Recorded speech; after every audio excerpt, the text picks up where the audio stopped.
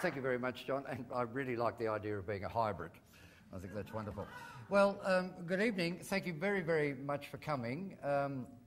And I must say I feel very honoured and flattered to be invited to such a, or be part of such a prestigious series of events.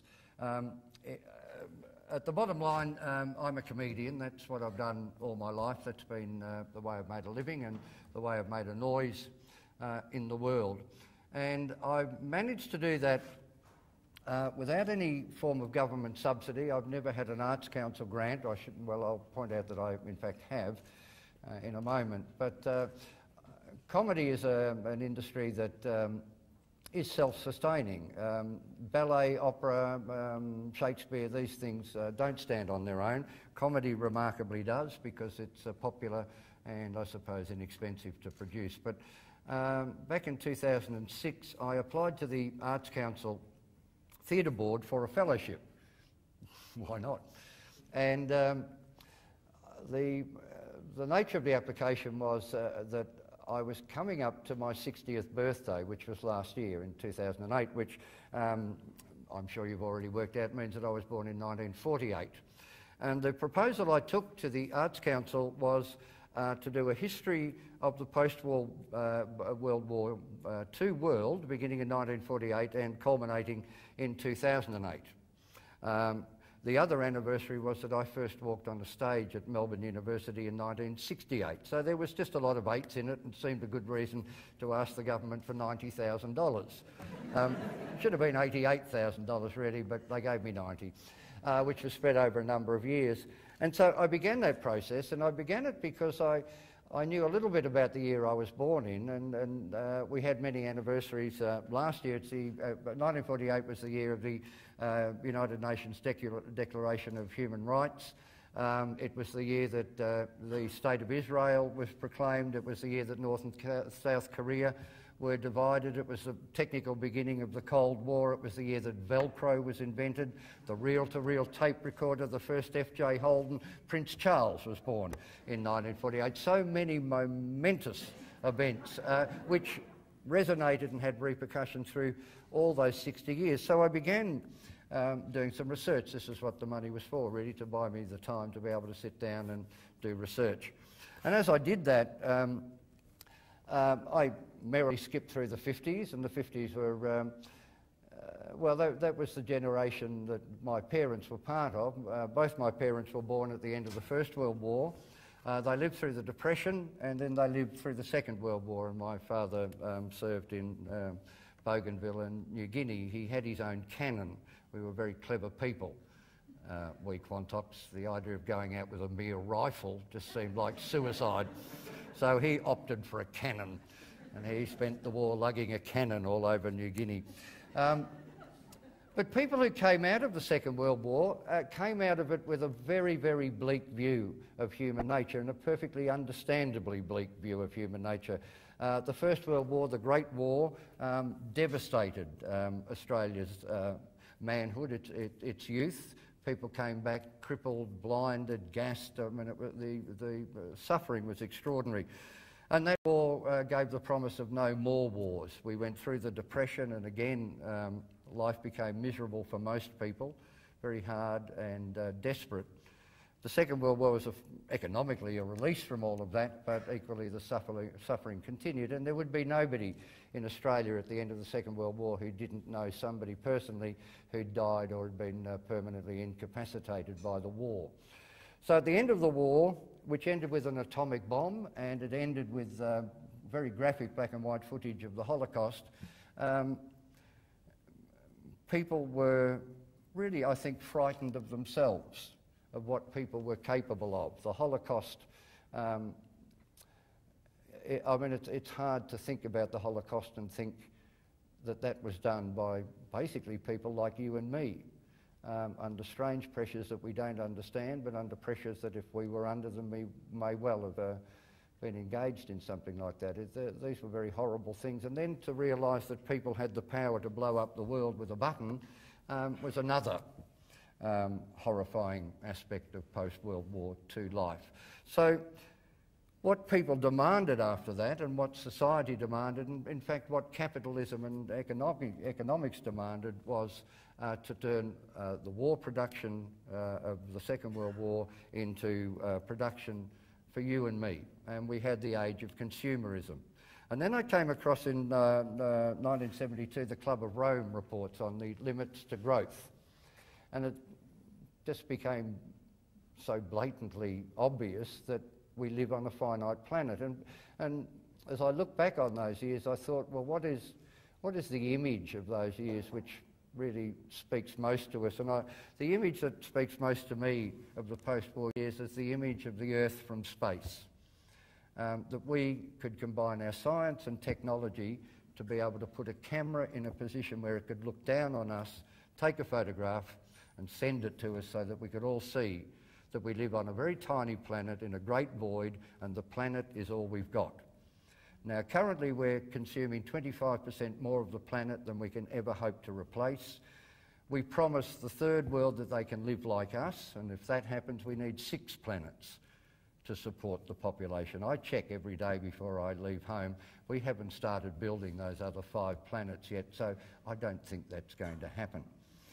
So as I looked into the ideas of peak oil and resource depletion and land and water, and the very life itself was under enormous stress, I hit upon climate change. And climate change is the greatest challenge humanity's ever had to face. It is beyond imagining for most people. Now, I'll ask you now to put your hands up if you think climate change is a reality. Is there anybody who thinks it's not happening? There are people who will argue that it isn't happening. Steve Fielding, I love coming to Canberra because I get the feeling I might bump into Steve and be able to have a highly intellectual argument with him. I live in a dream world. Steve Fielding went to New York at the behest of the Heritage Institute in America because they were having a climate change isn't happening symposium in New York, and Steve Fielding went to find out why it wasn't happening. And he did an interview on Late Line with Tony Jones a couple of days later from Washington. And he said to Tony Jones, and I'll quote him, he said, "Tony, I'm an engineer. I'm trained to look at both sides of an argument, the facts and the science." Okay? Now, I think you're obviously bright people, you can see the distinction between facts and science as clearly as Steve Fielding does. The fact is the Earth was created by God in 4004 BC on a Thursday afternoon. The science says it's 4.5 billion years old. Who are you going to believe, a scientist or an old man with a white beard? So this man has a great deal of power in the Senate, and he is standing between us and any positive climate action. But you equally get people like Andrew Bolt, who for all intents and purposes is an intelligent man. But Andrew Bolt will argue till the cows come home. In fact, the cows won't be coming home in the future, but he will argue that global warming isn't happening. Now, I'm angry about all of this, and I don't mess around anymore. I'm starting a list. It's a list of people. Sorry if you can't see this up the back. People I'll get another one. The ANU's got tons, so we'll just keep doing it. People we should eat first, okay? And one more article from Andrew Bolt telling me that the climate isn't changing, and he'll go to the top of the list. Look, we all know people who'd be better on a barbecue than at a barbecue, and you know, food will become a real issue. Now, the problems that face the world at the moment, and it's not, we'll leave climate change aside because to just argue about climate change, I will do, but at the moment I'll just put it to one side. The big issues that we face at the moment are oil, peak oil. It's running out. It will peak, it will become impossibly expensive for people, it will be reserved for the military and police forces. They will be the ones that have the oil. Food is becoming an issue. 7 billion people on the planet. At the end of the Second World War, there were 3 billion. We've had an explosion of food production, mostly based on the petrochemical industry, oil.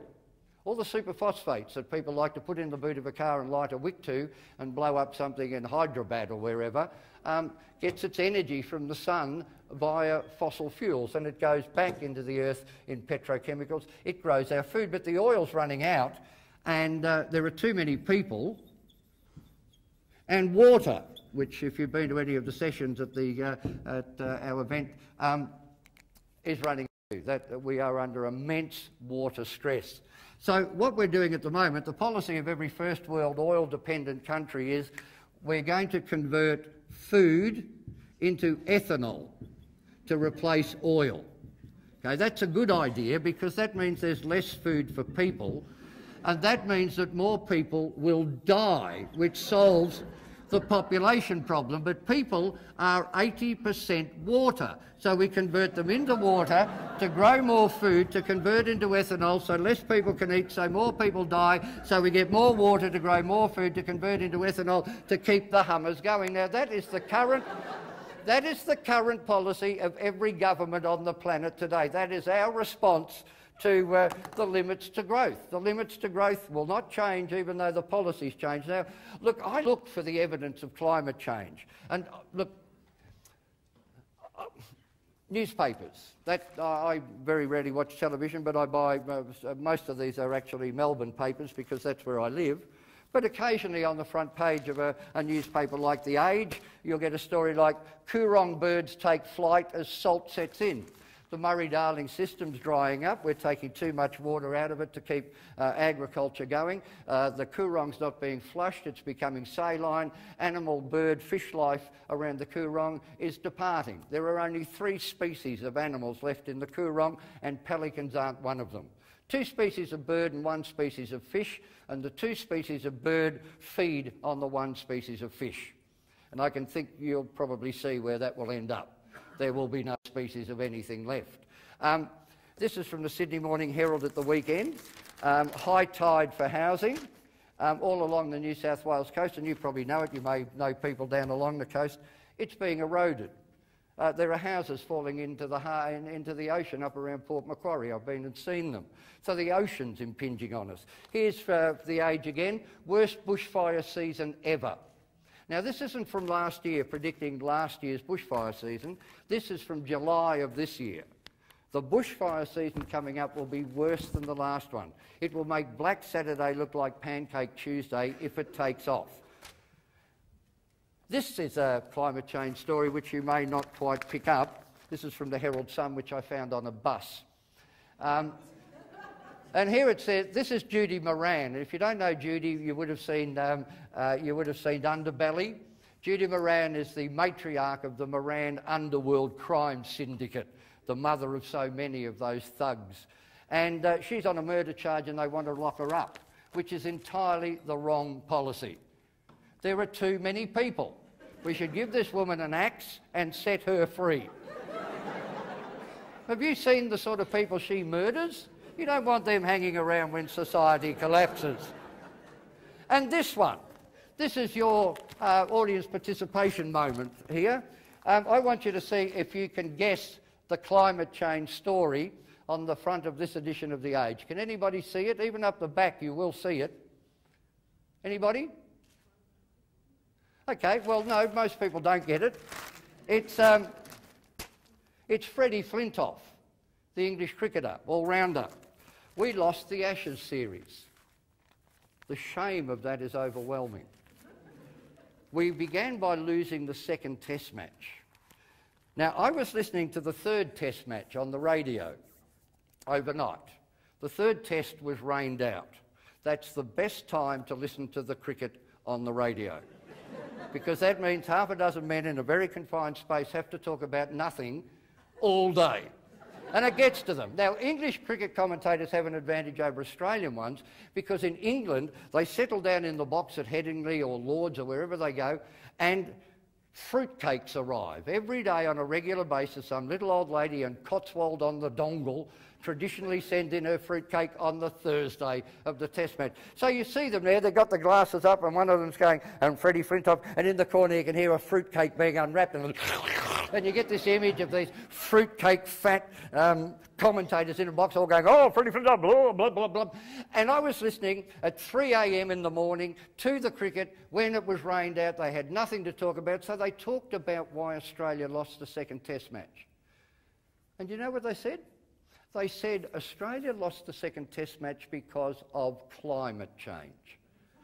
Climate change. They said, not me, they said it. And the reason we lost it is because Australian batsmen cannot play swing bowling.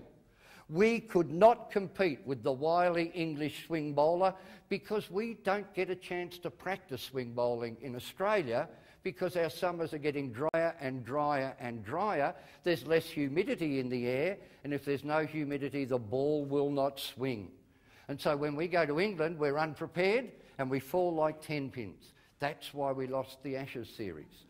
Now, if the average Australian knew we'd lost the Ashes series because of climate change, we would have the toughest climate policy in the world. But you've got to join the dots. That's what I've been doing. I join the dots. The dots between houses falling into the ocean, the Coorong, the bushfires, join the dots. I look everywhere for stories about climate change. I buy the TV Week, hoping that there will be something for the common Australian in TV Week to tell them climate change is happening. You would think the people of Summer Bay, who risk their houses falling into the ocean through sea surges and sea level rise, would pay some attention to it. But there's nothing in there about climate change. I bought Dolly magazine hoping that there would be some information for the prepubescent 12-year-old girl who wants to become a sex object when she grows up. Nothing in here about climate. No 350 outfits to wear to a climate apocalypse. No how not to get pregnant when society breaks down. Nothing. I even bought the new idea, which makes me angry. Mate, I'm going to write to somebody, because anybody who buys this and takes it home and opens it expecting to find a new idea has got every right to demand their money back. But look, you're a busy man, I know. Could you just read to me? And this is what we're competing with. Here we stand on the brink of the total collapse of our climate. It's not our weather, it's our climate. The rain is going to fall in places it never fell before. It's going to stop raining where it used to rain. It's going to be hotter and hotter and hotter. I mean, this is the end of life on the planet. Just could you read out loud, just that little bit there, from in the black box to there, speaking to there. Amazing true life, I breastfeed my dad. Amazing true life, I breastfeed my dad. I apologise, new idea. That is a new idea. And of course, with stories like that, how could you possibly be interested in climate change? And then I found the Sunday Herald Sun, and I found this story. And here it is. It's a full page. The big story, praying for rain. There's a photograph, black and white photograph here of the parched, desiccated, cracked and groaning earth. There are dead and dying trees. There's a crackling bush back there just waiting for a match to take it out of its agony. And above those clouds are titillate and tease but never deliver. And it says, as Victoria recovers from the devastating Black Saturday bushfire, long-range weather forecaster Dennis Luke predicts relief for firefighters next year. Are you familiar with Dennis Luke's work? Well, I'll tell you, there's a little bio down here. Dennis Luke is a long-range weather forecaster providing information to the CFA, Melbourne Storm and the Western Bulldogs.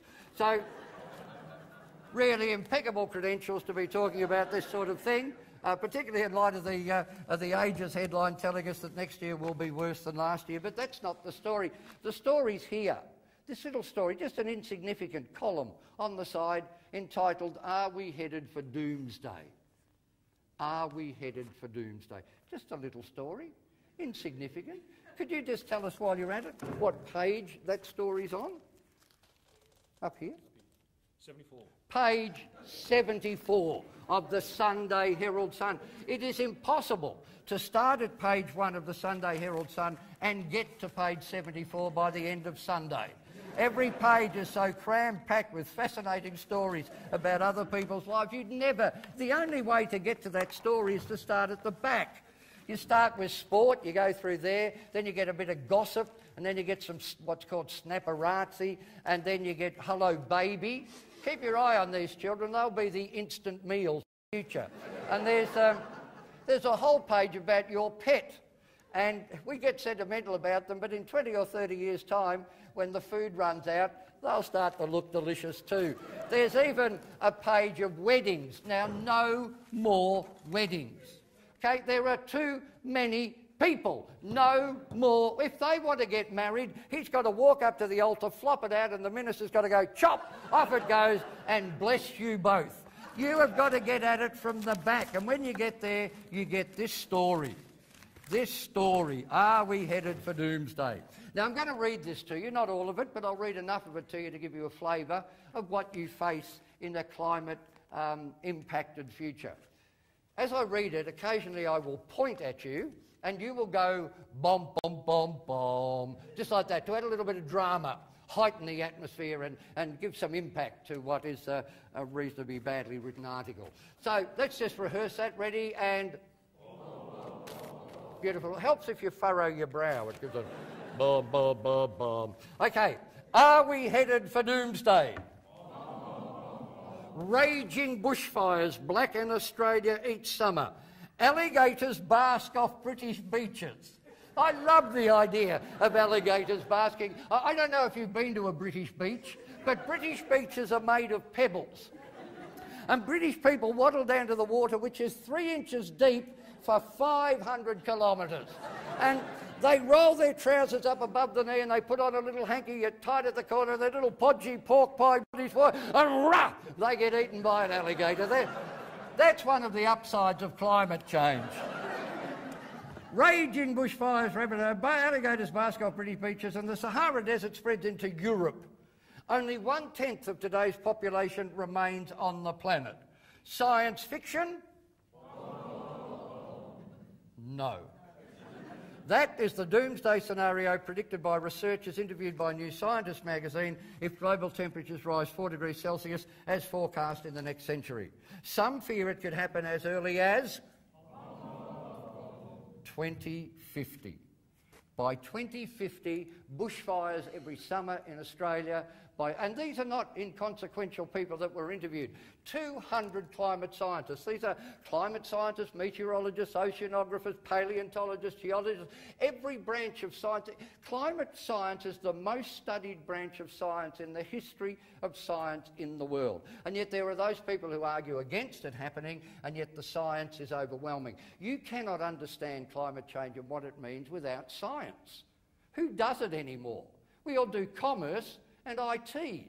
People have got no idea about physics, chemistry, and that's what we're going to do. Over the next 3 or 4 hours, I'm going to go through the physics, chemistry and biology of climate science. I do not want you to leave this lecture theatre this evening until you are scared shitless by the thought of the world's climate changing. I want you quaking with fear. Now, to do the science, I need a volunteer. Would anybody like to volunteer? Anybody at all? Yes, one volunteer. Come on down. You're a wonderful man. Come and join me down here. Thank you. Now, your name is? Owen. Owen. Oh, I met before. How are you, Owen? And Owen, what do you do? I'm actually a science communicator at Quantock, the National Science and Technology Oh, Centre. wow, that's terrific. That's great. And does Kevin Rudd come in? Well, Peter Garrett would be a good person to talk to about science. That would be nice. Yeah, but they don't come, do they? No, okay, never mind. All right, well, we'll get to them later on. All right, now what we're going to do is we're going to go a little bit of history. We're going to go back in time to the beginning of the universe. Okay, and you're going to be the beginning of the universe, which you'd be very familiar with because you're a science communicator. What was there before the universe began, Owen? Nothing. Nothing. Okay, so you've got to be nothing. I want you to get down on your little tippy toes and do nothing. And then all of a sudden, for reasons we don't understand, there was an enormous explosion where where energy became matter, space was created, time was created. Everything that is, was and will be was created in that moment, Owen. And you're going to be that moment. You're going to be the Big Bang. I'm going to give you a musical cue. Now, don't do it yet. I'm just going to give you the music, then off you go. The musical cue goes, boom, boom, boom, boom, boom. And when you hear boom, up you go with the biggest explosion ever in the history of the world. Are you ready, Owen? Here we go. And what is it called, this moment? The Big Bang. The Big Bang. Very good. So you know what's expected. Here we go. Boom, boom, boom, boom, boom. Yay! And Steve. The universe has begun. I need another volunteer.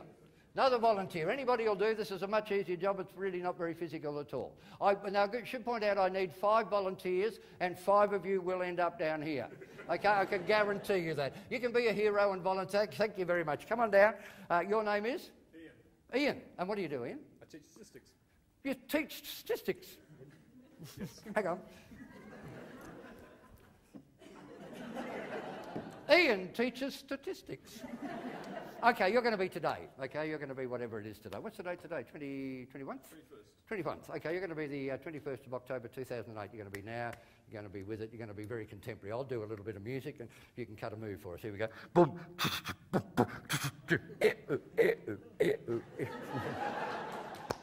He teaches statistics.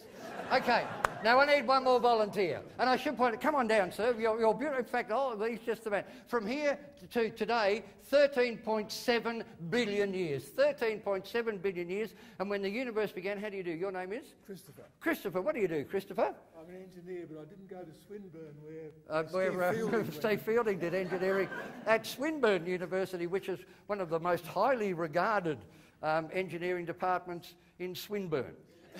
Come and stand over here.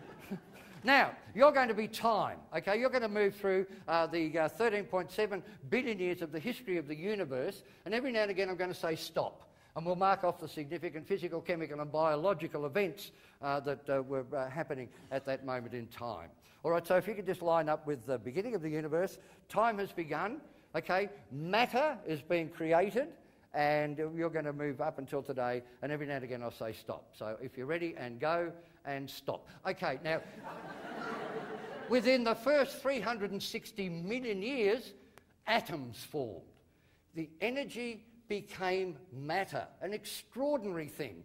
And we move on a little bit further, and we stop there. 1 billion years from the beginning of the universe, the galaxies were forming. Stars had formed. They grew, they collapsed, they exploded. But within those stars, under immense heat and pressure, helium and hydrogen fused with thermonuclear activity to form carbon.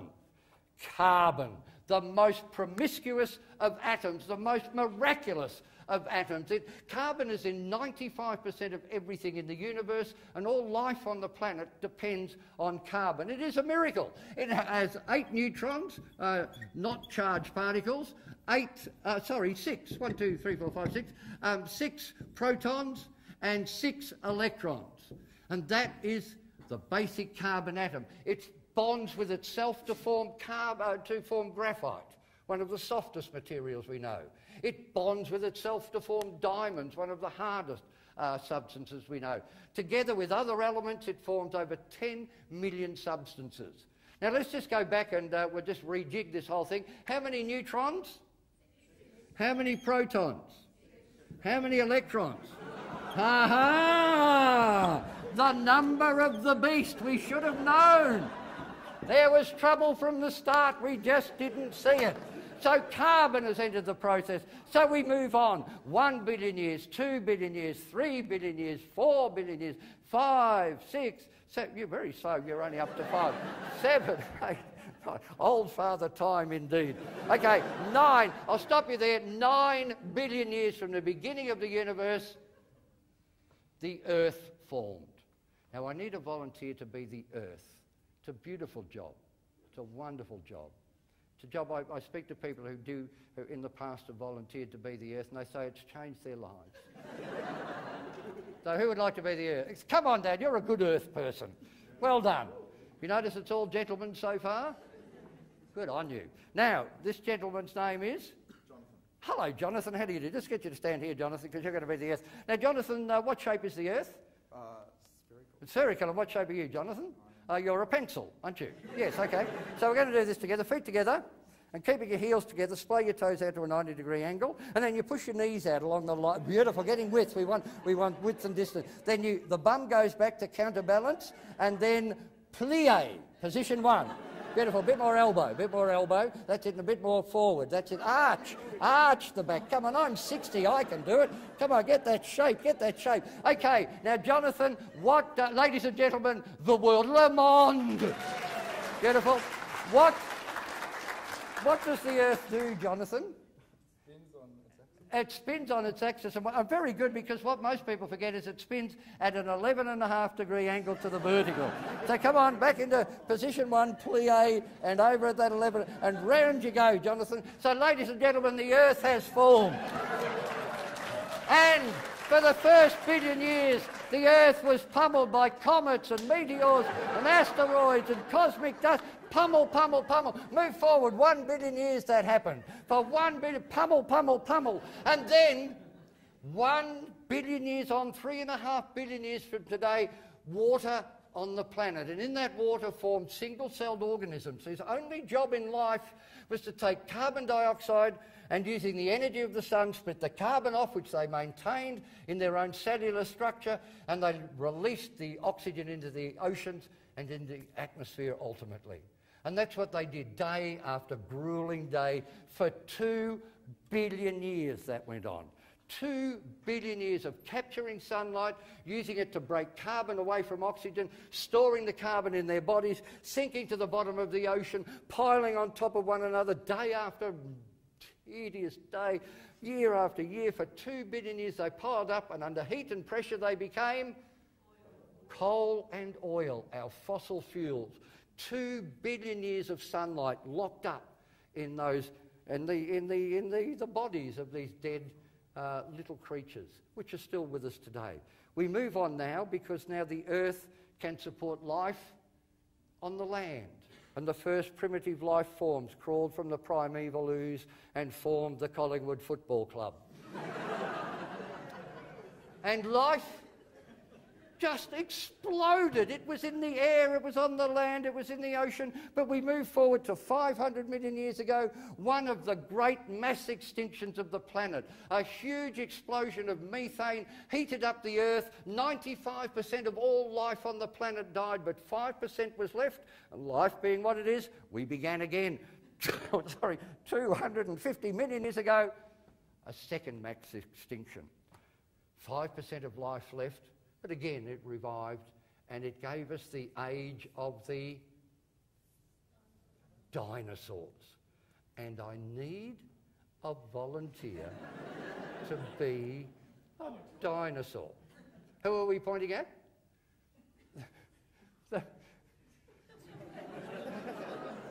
The most important man in the room. Here goes my honorary doctorate.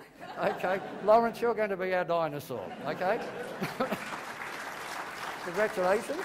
Now, I'd take them off. Dinosaurs didn't have glasses, no. All right, now, what's your favourite dinosaur? Too late, you're going to be a raptor. You had a chance, and you were slow.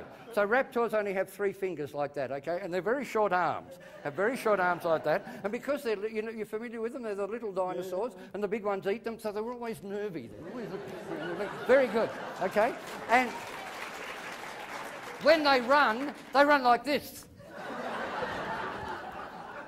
So I'll be a Tyrannosaurus Rex coming to get you, and you'll run away from me. Ready? And go. Rah! Get those knees up. Come on. Rah, rah, rah. Okay. And then, 65 million years ago, PAM! A meteor 40 kilometres in diameter slammed into the Yucatan Peninsula, dust and smoke and ash into the atmosphere, blocked out the sun, ice age, dinosaurs died, if you wouldn't mind. That's exactly how they died too. They went, oh gosh, it's cold, I think I'll die. Sit down there and I'll die. And they became in time oil, bless you. That mass extinction gave us all that oil. So we move on now and we come to the age of the... What do I come to talk to a university for? Mammals, the age of the mammals. So the rest of you can all go take your places again. Please thank them for being so very productive. The age of the mammals. Now, you don't like to be rude to people. Oh, I don't have to rub things out. I love university. You don't have to be rude to people, but you are animals, okay? But you're a good kind of animals because you're mammals. Now, what I want you to do, 2 fingers in the air like that. Got them up. And on the count of 3, I want you to point at your nipples. Ready? 1, 2, 3. Point, point, point, point, point, point, point, point, point. We've all got them. We're mammals. Okay, but the thing that separates us from the rest, The opposable thumb. That's what liberated us from the world of the animals. I go to the zoo in Melbourne and I just go and stand in front of enclosures and go, nah, nah, nah, nah, nah. Oh, and they hate it because they know if they had them they wouldn't be in there. Nah, nah. So everybody, opposable thumbs and pointing at your nipples, wiggling your thumb at you can't do it. You just can't wiggle your... That's how we know we're not fully evolved as a species yet. There'll be a day when you can point at your nipple and wiggle your thumb at the same time and you'll know you've peaked. But the age of the mammal. Mammals. Now this is the world. Norway and Sweden there's Denmark, there's Princess Mary. Oh, isn't she beautiful? And she's pregnant. Hold the Woman's Weekly. And then you got Italy there and Greece. And you got Africa. I used to worry about Africa, but we had that concert and it's fixed. There you got the Middle East there. And then you got India there, the Malay Peninsula, Korea, South Korea, Bering Straits, Alaska. There's Sarah Palin looking at Russia. Look. West coast of America, Central America, South America there. I might just move our sponsor's logo a bit there. And Australia here. There we go, just put Australia there where the best mammals are. And Tasmania we'll put just down there, okay, where nobody will ever know. All right, so that's the world as we know it. That's the world we inherited. And 10,000 years ago, here in sadly what is now Iraq, we learnt to plant crops. There's a crop that's been planted, there you go, it's got wheaty sort of heads on it, and we learnt to domesticate animals. There's a domesticated animal there.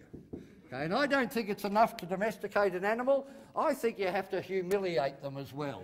We'll just put Dunce's hat on, little gumboots, and there's a very unhappy victim of man's supremacy. We became farmers. We became sedentary. We built houses. We lived in villages. We exchanged ideas. Some people were quite rich and could afford a door. Otherwise, people just lived in their houses. But this was the birth of mathematics, the birth of religion, the birth of all sorts of wonderful things that were the beginning of civilization. And that explosion of knowledge and curiosity and the coming together of people into stable groups led on to the pyramids, and then we had the Parthenon in Greece, one of the most beautiful buildings ever conceived, and then we had the Colosseum in Rome, that great spectacle there where the Christians went in there and the lions went in there and the blood came out there and everybody was very happy. It was sort of the Homebush Stadium of its day. And then the Roman Empire, like all empires, crumbled under the weight of its own overreach and corruption, and it was overrun by the barbarians, and all learning moved to the east. All the learning of the Greeks, Euclid, Aristophanes, Homer, all of those things became the province of the Arab world. And then we had the Crusades, we found all that stuff, we brought it back to Italy, we had the Renaissance, and on top of humanism, we built the great structure of the Age of Enlightenment, the rationalist movement. And in the Age of Enlightenment, we invented the guillotine, one of the great inventions of all time, and again, everybody should have one. And then in 1750, sorry, I'm rambling now, the Industrial Revolution began. Now, what we need to note here is that here oh, hang on, go over here. Here in the Middle East, when civilization began, there were roughly 270 parts per million of CO2 in the atmosphere. And that's what had oscillated around for thousands and thousands of years of our civilization and prior to that. Today, thanks to the burning of fossil fuel, there are 390 parts per million of CO2 in the atmosphere as I speak. Now, what does that mean? Well, look, if you multiply it by 100 over 1, and you divide that by, you get a 50, and you divide that by 2, you get 185, and you divide that by 2, you get 25, which gives you 95. It equals a percentage. It equals a percentage. Now, people say to me, well, what's the big deal? But then I say, look, the world now is 1 degree hotter than it was in 1750. People say, great, another day at the beach. But what they don't know is the average temperature of the Earth in 1750 was 13.7 degrees. That's the average. We're 1 degree hotter. You multiply that by 100 over 1 and you'll see what you get. You get another percentage. That's 2 percentages in less than a minute. Now, how many comedy shows do you go to where you get 2 percentages in less than a minute? This is serious. Now, you have noticed the consequences of a 1 degree hotter world. What have you noticed in the last 12 months or so which might indicate to you that the climate is changing? What have you seen? Sorry? We've seen the cyclones and storms, more ferocious, more often, more devastating. Anything else? Sorry? We lost the ashes. There's a man who's been paying attention. We lost the ashes. I wasn't expecting you to be here. We lost the ashes, yes? And what about, I'll throw it in, the bushfires in Victoria, where I came from. We had the worst bushfires ever recorded. What they've done in Victoria now, you've probably seen those signs in the bush where they have the bushfire warning thing, and it's sort of broken down into low, moderate, high, extreme. They're going to add 2 more to the square, extremely extreme, and oh fucking hell, we're all going to die. And that will be the extremes, because we're heading for 2 degrees, 3 degrees, 4 degrees of warming. And Victoria, look, country people are unsustainable. These are the sort of things we have to say now. There's no water in Western Victoria. It's going to turn into a desert. Within 20 or 30 years, Victoria will be like the Sudan. And there will be no water and the fires will be persistent. And I'm buggered if I'm going to do another half a dozen benefit concerts for people who want to go back and rebuild in a forest fire zone. We raised $320 million for the bushfire victims so they could go back and rebuild. No. What we do is we take that money and we break it down into little packets of $20,000, and we give city people $20,000 to take in a country person. Under the normal course of events, you wouldn't have them in the house, but for $20,000, you'd be there. And it's not just there. In Queensland, back at the beginning of the year, a person in Queensland died of dengue fever. That's a tropical disease up here, not down there. A person died of dengue fever in Queensland. By 2030, they say malaria will have reached Sydney. 2030. That's one of the upsides of climate change as well, because it will mean an end to rugby. And that means women will be able to walk the streets in safety again. But look, the Great Barrier Reef is dying. It's dying because the oceans are getting hotter, it's dying because the ocean level is rising, and it's dying because the amount of carbon going into our oceans can no longer be absorbed by those little heroes that break it down into oxygen and carbon. The oceans are turning acidic, and the barrier reef is dissolving. And there goes the Queensland tourism industry. And when that happens, all those Victorians who left Victoria during the Kennett years will want to come back. And I say, no, we build a wall there and we just send them away. There are too many people anyway. And it's not just us. The Himalayas, by 2040, they will be melting at a level where they will just melt away. They provide water to the Mekong, to the great rivers of China, to the Indies, the Ganges and the Indus, and they supply water to Afghanistan, Pakistan and Iran, 3 of the happiest kingdoms of them all.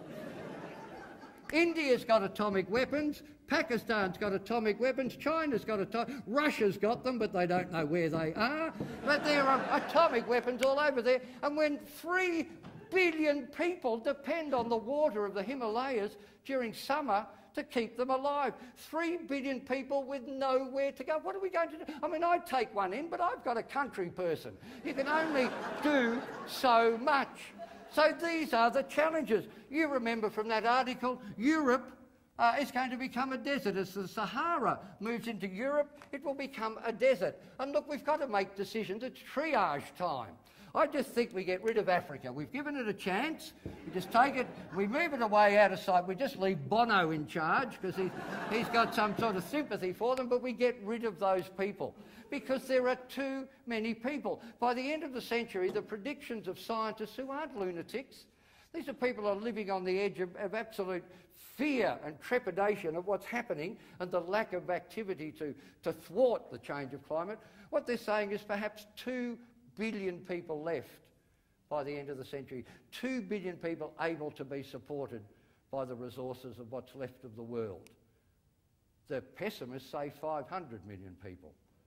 And what they're talking about now is moving into the top of Europe, the top of Russia, the top of Siberia, Alaska, Canada. Go north, young man, go north. But where do we go?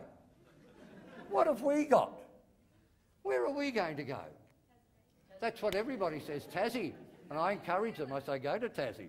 Oh, absolutely. Because we won't be going there. Because you came to my lecture, I'm going to let you live. I'm going to tell you where to go. Because it will be, perhaps, all that we've got left.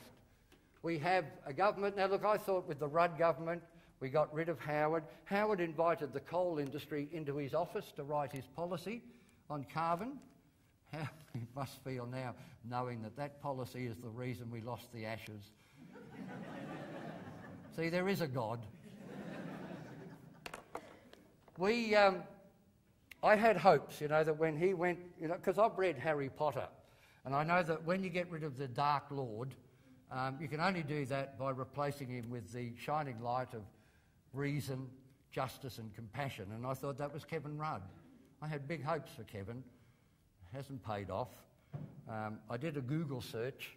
Never in the history of life on this planet has any group of people, be they a village, a town, a city, a state or a nation, ever elected a Kevin to lead them. Check it. Never happened. Can't be a coincidence. In the past, Kevins would have put their hand up and said, what about me? People would have said, oh, nothing personal, Kevin. Go over in the corner and learn Mandarin. So he went to learn Mandarin, which is one of the citrus groups of languages. And I've got to say that I got very, very excited when Peter Garrett became Environment Minister. When Peter Garrett became Environment Minister, I thought, Rod, put up your feet, take the rest of your life off. The environment's in the safe hands of a bald ex-rocker. But then within minutes of becoming Environment Minister, some six-fingered toad from Tasmania tapped him on the shoulder and said, can we build a pulp mill in the Tamar Valley with a corrupt environmental impact statement? And Peter Garrett said yes. And people got really, really angry. I know bald people who are growing their hair in protest of what Peter Garrett did there. And his defenders say, well, he was very good about the whaling. Did a good job on the whaling, and the Japanese came down hard on them. I'll teach them a lesson. Oh. Well, that was wrong too, because the Japanese are the only people doing anything about climate change and sea level rise. They're taking whales out of the ocean. Now, you live in Canberra, you've probably never seen a real whale, but they're big. And the more of them you take out of the ocean, the lower the sea level will be. So he got that wrong as well. So look, the future is a difficult place. The policies are not there. We've got Copenhagen in December. All we'll ever know about Copenhagen is what Princess Mary was wearing, if our current media are anything to go by. But we've got a chance in Copenhagen. We don't have a lot of time. This Saturday out the front of Parliament, there is the 350.org protest. It's an international protest linking up people around the world to send a message to the policymakers at Copenhagen that the world cares and understands and knows and wants to change. So you can do that. It's 1:30 on Saturday. I'll be there hosting that. And to the matter of where we go. Where we go is... now, you're not allowed to tell anybody else this, OK? We're going to the southern island of New Zealand to a place called Invercargill. Shh. I don't want you all rushing to the airport tomorrow with a ticket to Invercargill, because that'll look suspicious. You know, over the next 10 or 15 years, you've got that much time, you just say to the neighbours, oh, we're just going up to see the barrier reef before it dies, and you make a right-hand turn and you head down to Invercargill. I'll be waiting for you, because I now own most of the real estate in Invercargill. Oh, well, somebody's got a profit out of all of this. And look, the future... Look, there are days, and look, I'll be honest with you, because, you know, this is a university and honesty is important. There are days when I think it's too late. The 1 degree warming, oh, it's gone now, but the 1 degree warming we've got in our atmosphere at the moment is a result of carbon that was in the atmosphere in 1980. It takes about 30 years to have its implication, and it takes between 1,000 and 3,000 years to disappear.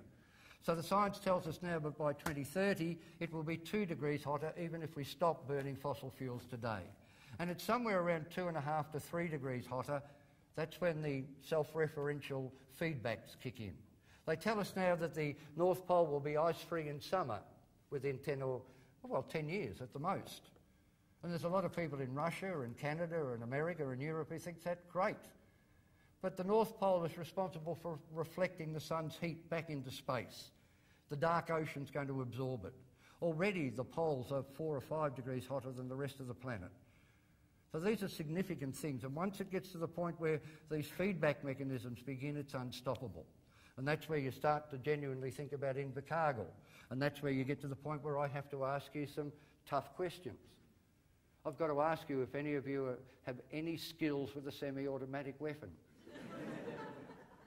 Anybody? Hands up anybody who's got a black belt in any form of martial arts. Oh, you don't stand much of a chance, I'm afraid. Has anybody got the complete box set of the Bush Tucker Man? I can't find that anywhere, but that'd come in really handy. And the question I must ask you, because I'm writing a book called How to Feed a Family of 4 to a Family of 8. Hands up if you've tasted human flesh. No, it's a serious, honest, serious question. This is what we're looking at. I don't think there's any point pretending. I asked this one night, and a fellow put his hand up and said, yes, I've tasted human flesh. I said, what were the circumstances? And he said it was a moment of passion.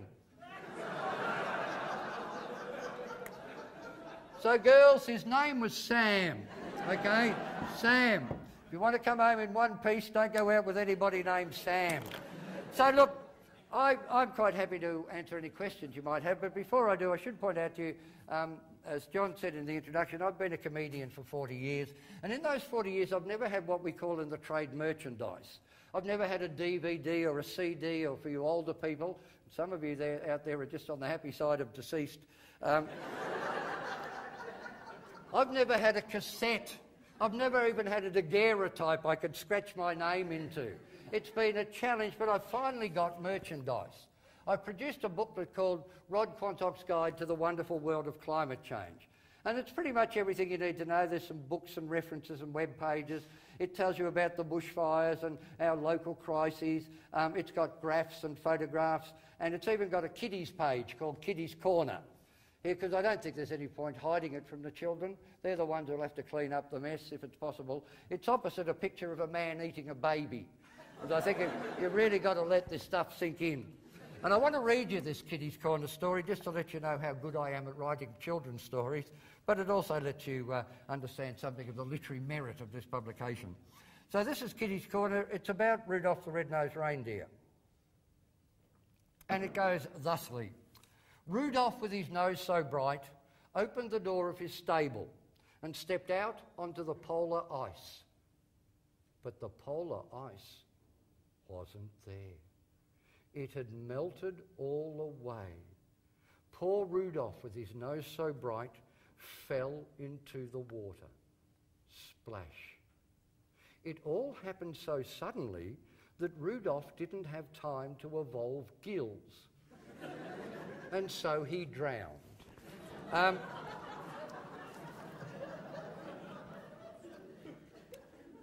Now, in 20 or 30 years' time, if we don't get on top of this issue, and you have to go out into the streets and you have to yell and scream, because your children and your children's children will die.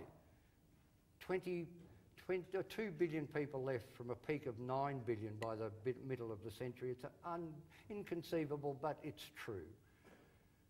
And in 20 or 30 years' time, you may find yourself down the end of a hole, a cave, while above, people with machetes and knives with your name written on them roam the planet. And you'll be shivering, shaking, cold and hungry. Nothing to eat. You've only got my little booklet with you. And then you'll remember that I told you that it was printed with soy ink. And if life really starts to get you down, you'll remember that I told you it's printed on hemp paper. You can forget it all. So, ladies and gentlemen, I thank you for your attention this evening. I'm very happy to answer any questions you might have. If there are questions, let's have them. Otherwise, we'll wrap it up. I'll appoint a whiteboard monitor to clean it all up for tomorrow's lecture, which is Commerce with China in an Age of Reason. Any questions? Yes, right up the back. Well, that's an interesting question. What are we going to do is a really, really interesting question. I don't know. I honestly don't know, because it's not... politics, as usual, don't work anymore. You can't negotiate with nature. You can't negotiate with physics, chemistry and biology. We have to stop consuming fossil fuels, but then everything else as well. And we've got to think about how 7 billion people can exist on the planet reasonably. The consumption of the first world becomes daily more and more obscene. And we've got to stop doing that. And I don't know how you tell people. See, when the oil runs out, my first thought is for the hoons. You know, it's really hard to be a hoon in an electric car. And I'll ask John, are hoons buying Priuses?